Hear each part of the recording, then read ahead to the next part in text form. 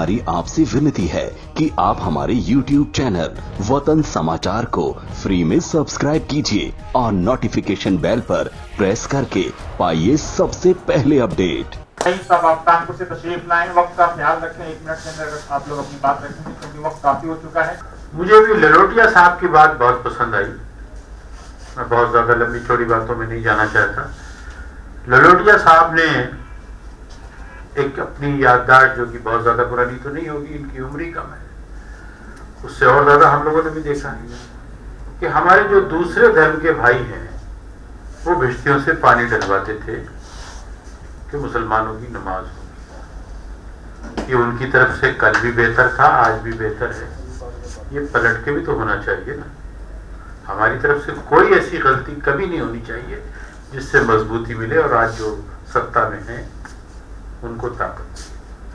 दूसरी बात मैं फिर मदद करना चाहूंगा, जैसे तारिक अनवर साहब को एक जलसे में हम लोगों ने कुछ महीने पहले, मेरा ही मशवरा था, जायसवाल जी से कहा और काफी चर्चा और फर्क आज भी महसूस करते हैं। कहते हैं लोग, मुनाफ साहब को मैं बुलाना चाहूंगा। मुनाफ साहब ने एक बहुत बड़ी बात कही, इनको पूरे मुल्क में घूमना चाहिए। मुनाफ साहब ने यह कहा कि इनके दादा मरहूम और एक तथाकथित वीर साहब एक साथ काला पानी में पकड़े गए और माफी मांगी। सिर्फ इतना ही सिंबॉलिक कहना, आज भी बहुत बड़ा तबका है, बहुत बड़ी जमात है जो अच्छा सोचती है।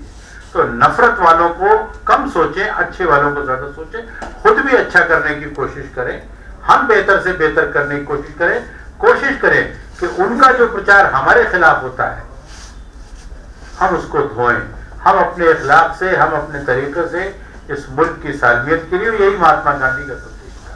यही इस कौमी तंजीम का जब बनाया था, मैं माफी के साथ कहना चाहता हूँ, इस कौमी तंजीम का मकसद कोई मुस्लिम तंजीम या वो कौमी तंजीम नहीं, पूरे राष्ट्र, पूरे कौम से था।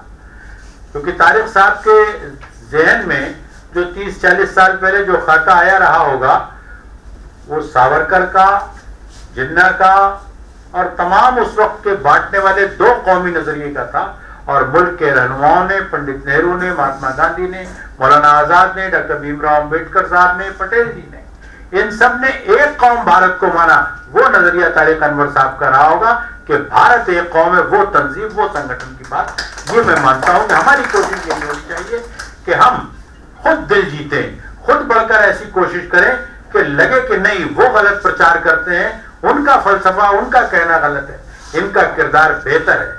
कुछ साल पहले तक ये मेरे वालिद मरहूम का बताया हुआ है, हो सकता है बचपन में भी मैंने देखा हो, जब वो कोयले के इंजन की ट्रेनें चलती थी और काफी दूर तक प्लेटफॉर्म पे पानी नहीं मिलता था, कहीं कुएं होते थे, कहीं हैंडपंप होता था।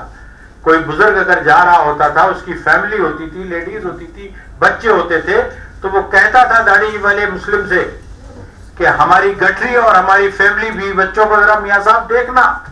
और आज अगर एक भी मुस्लिम नजर आता है ट्रेन के अंदर तो उसको किस निगाह से देखता है, इस फर्क पर एक नजरसानी करने की जरूरत है। बहुत बहुत शुक्रिया। जय हिंद।